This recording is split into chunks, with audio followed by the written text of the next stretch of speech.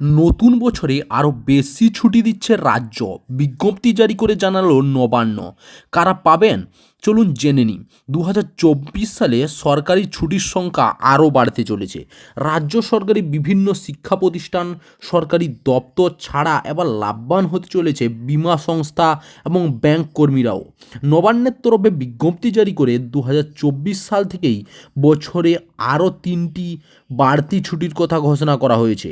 এই 3টি ছুটি মিলবে আগামী 1লা জানুয়ারি, জন্মাষ্টমী এবং চলতি বছরের 26 আগস্ট এবং ছট পুজোর দিন, চলতি বছরের 7ই নভেম্বর।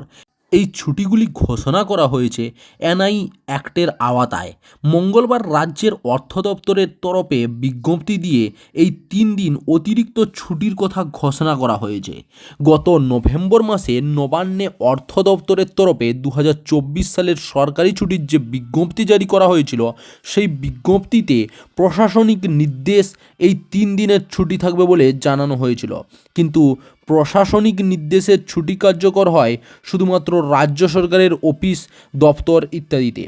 ব্যাংক কর্মী, বিমা সহ অন্য আর্থিক সংস্থায় কর্মরতরা এই ছুটি পেতেন না। তবে নতুন বিজ্ঞপ্তি অনুযায়ী এই সব সেক্টরে কর্মরতরাই বছরে এই 3 দিন অতিরিক্ত ছুটি পাবেন।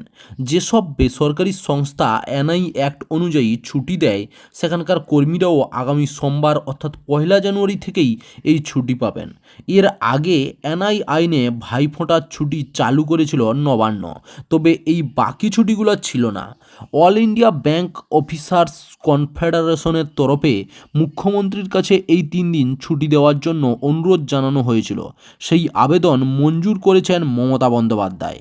এর ফলে এনআই আইনের রাজ্য সরকারের দেওয়া বার্ষিক মোট ছুটির সংখ্যা 22 থেকে বেড়ে দাঁড়ালো 25টিতে। এর খবর থেকে শুরু করে নিয়োগের খবর থেকে শুরু করে ঝড় ঝঞ্ঝা, দেশ বিদেশ, রাজ্য, জেলা এবং আপনার শহরের খবর একটা চ্যানেল আমাদের নিউজবাংলা.com-এ সবার আগে আপনারা পেয়ে যাবেন। তাই চ্যানেলটাকে অতি অবশ্যই সাবস্ক্রাইব করে পাশ থেকে বেল আইকনটা ক্লিক করে অল নোটিফিকেশান অন করে রাখুন। জয় হিন্দ, জয় ভারত।